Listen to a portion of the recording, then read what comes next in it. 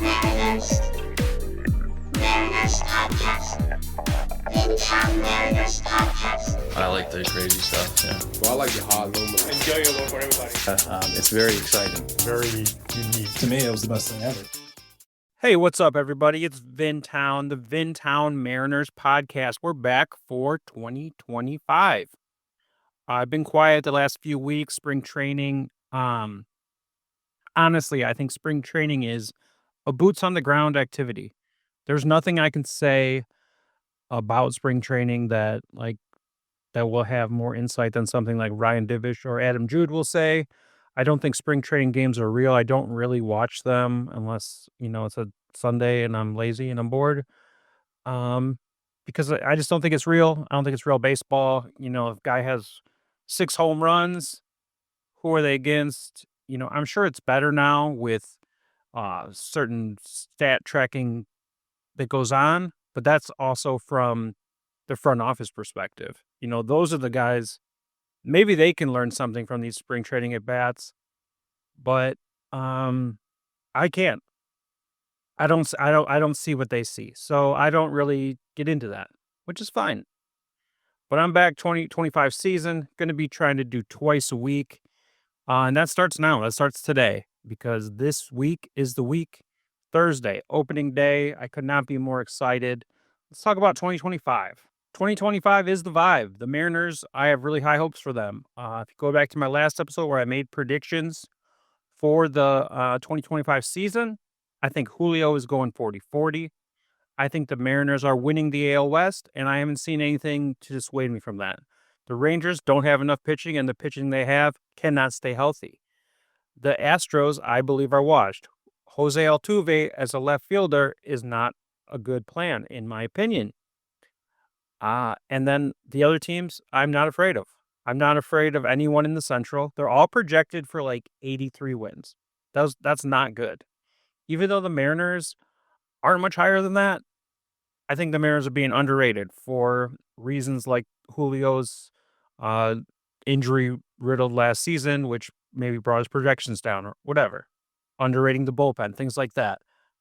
In the AL East, the Red Sox, I think, are scary. The Yankees are always going to be around, but I think they're a lot less scary than last year. And then the Orioles, again, what is with these teams and the pitching? Why don't they want to be good? I don't understand it. But yeah, I'm pretty excited. I'm excited about this team. I do have a few more things I want to talk about. Before we get into that, I do have a sponsor. Or maybe not really. It's just my website. It's Sharp Baseball. In addition to this podcast, I do cover baseball every single day of the season at Sharp Baseball. It's a Patreon. Last year I did a Patreon with somebody else. But I covered baseball every single day of the season just about. But I try to do every single day. Sometimes I take off Sunday. Anyway, I do daily betting tips, daily analysis, player props. I'm going to have DFS content. I play DFS a lot. It's ad-free, priority emails. I'm hoping to get a Discord running, pumping, which should be good.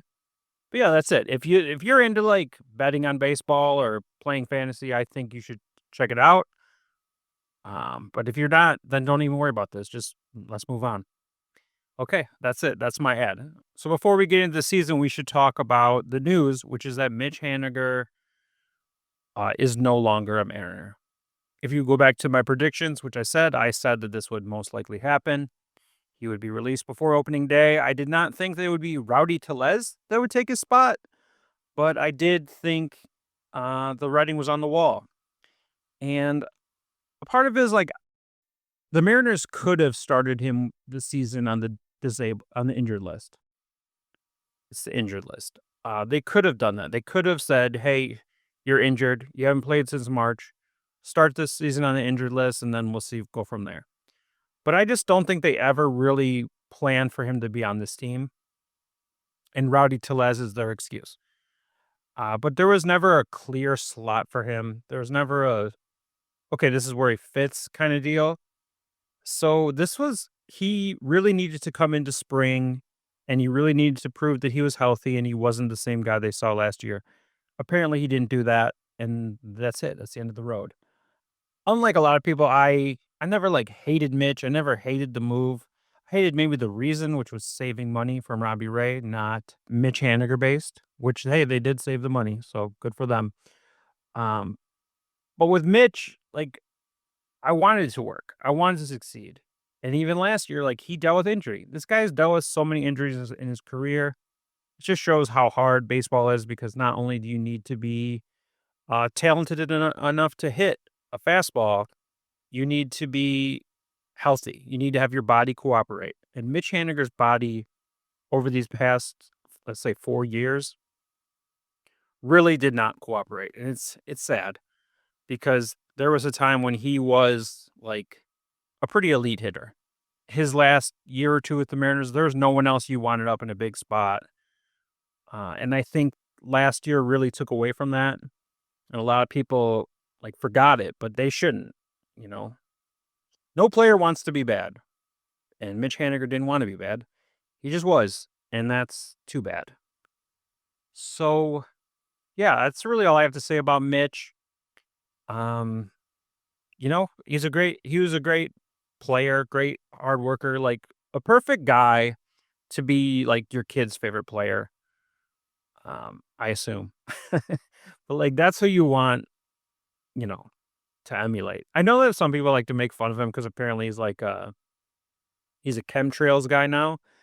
But it's like, why do we hold these athletes to a standard when their job is baseball? You know? Like, yes, you can learn about chemtrails and learn that they're not real. And probably he'll do that now that he doesn't have a job anymore.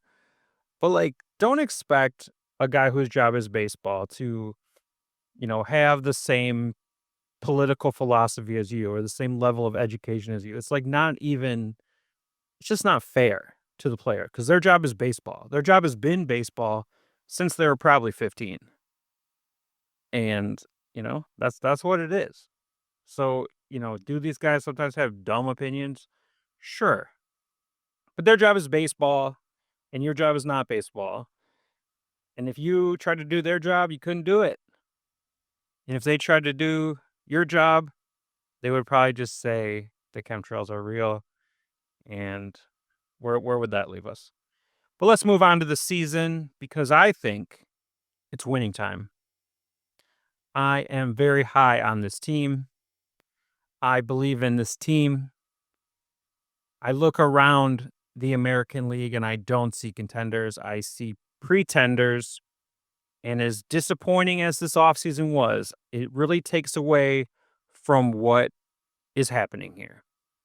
Because if you take last year's rotation, best in baseball, and then there's a good argument that it's going to be like 10% better, because Brian Wu and Bryce Miller are going to continue to grow and they're continuing to get better. Like, if you look at how Wu finished the season, if that's what we see for a full season, we're talking about something special. That's why I think Bryce Miller or Brian Wu could be the best pitcher on the team this year. We talk about Matt Brash coming back. If you go back to the video I made at the beginning of the offseason, ranking every loss, so many of them were Ryan Stanek in a big spot, Colin Snyder in a big spot, Trent Thornton in a big spot. You put Matt Brash in those spots, and those losses are wins. I believe that. I fully believe that. If you put a healthy Gregory Santos, maybe not all of them, but some of them are wins, because that guy can throw smoke. We're talking about those guys being healthy, back, Munoz adding a pitch and being somehow better on top of the rotation, on top of a full season of the outfield. Okay. Robles started with the Mariners late. Arozarena was after the trade deadline. But the three of them, there's something going on there. I think it's going to be the best outfield offense in baseball. A lot of that's going to be Julio. But I do also think we're going to see a career high in home runs from Randy. He's due for it. His career high isn't even that high, but he's due for it. And a full season of playing on this team, good things could happen. Good things could happen. I believe it. I believe that it's winning time. But ultimately, I think winning time is going to start in the beginning of the season because let's take a look at the early season schedule. So the Mariners are going to open up opening day, March 27th, this Thursday against the Athletics, 4 games against the Athletics. They're a better team than them, period. They have 4 better starters. Game 1 is going to be Logan Gilbert against Luis Severino. Hey, Severino, great. Good for you for getting paid. But you're no Logan Gilbert. You're not. Game 2 will be Jeffrey Springs and Luis Castillo.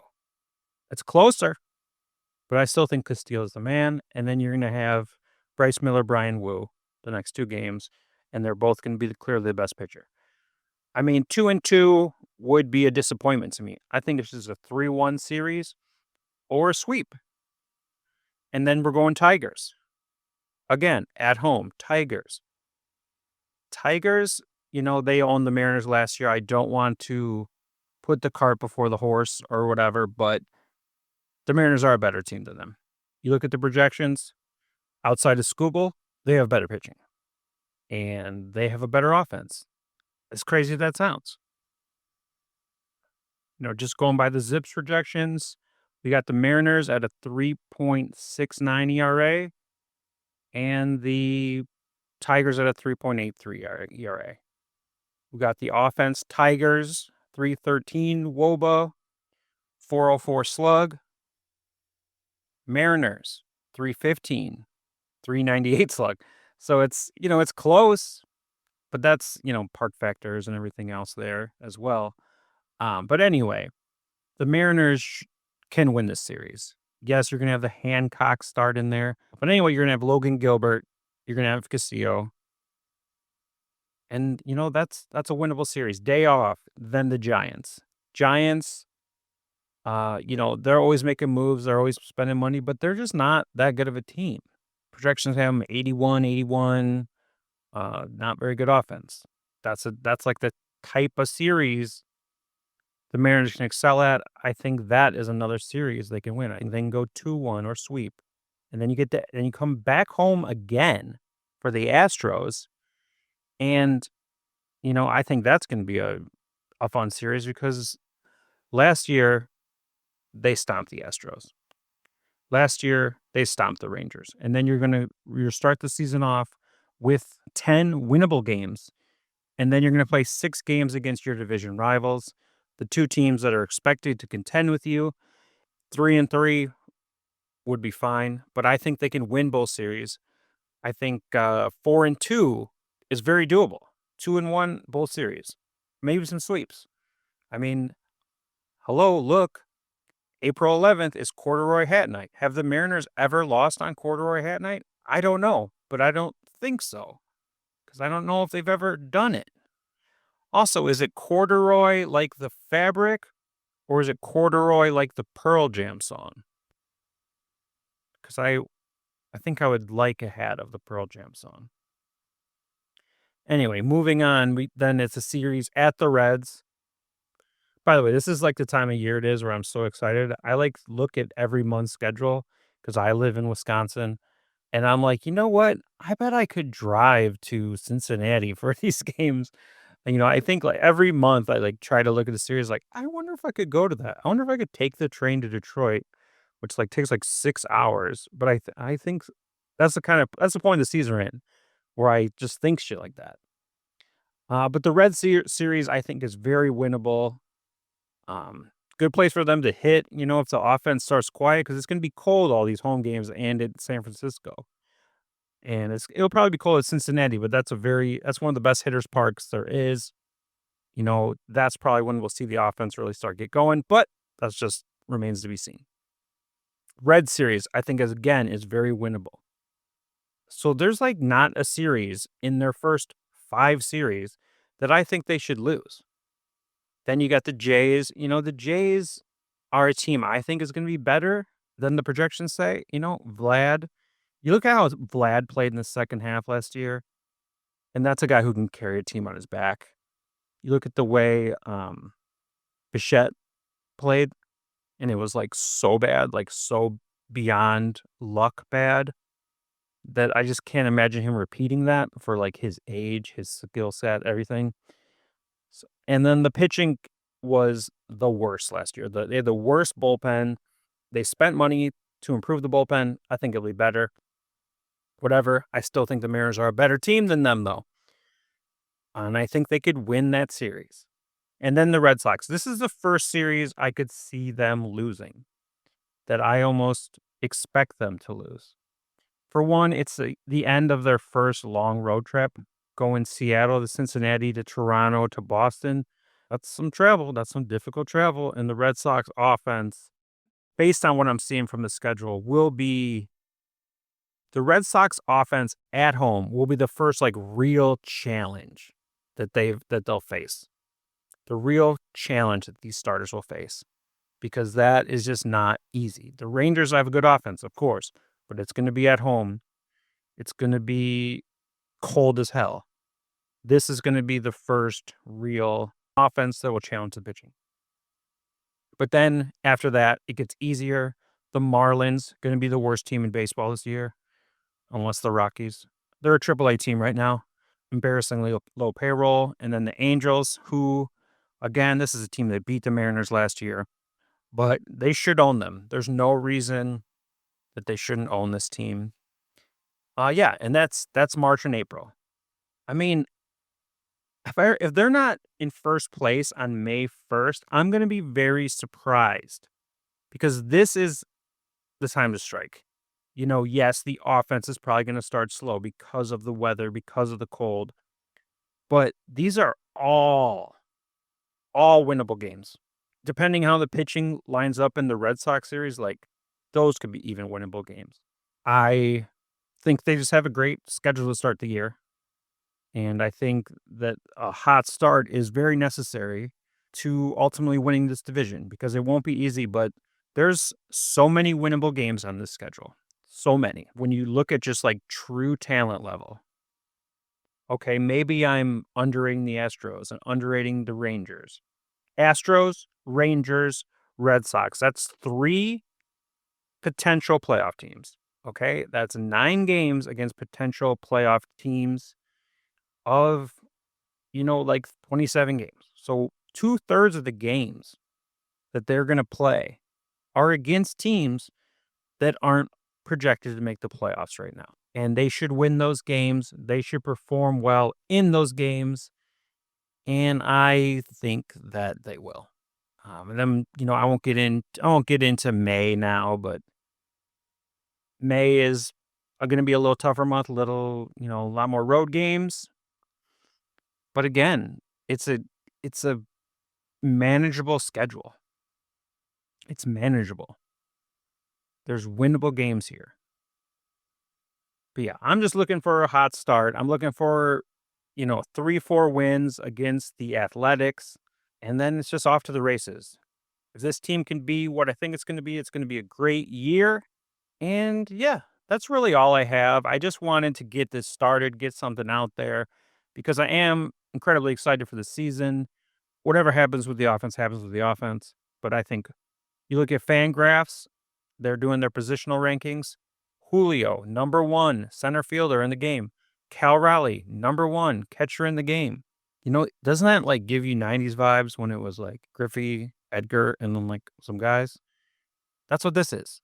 And that's fine, because there will be upgrades along the way if they're needed. But like, hey, we got to go with what we got right now. Be disappointed about the offseason all you want to. The regular season is here, and there's no reason not to be excited. I'm jealous of everyone who hears this that's in Seattle, gets to go to opening day, gets to go to some of these games. Even though you're going to freeze your ass off, I'm just jealous you get to see the team play, because I'm very excited to see them play. That's all I got. So I'll be back at the end of the week, probably talk about first couple games. Until then, go M's. The Seattle Mariners are in first place in the AL West. We just got to keep on going.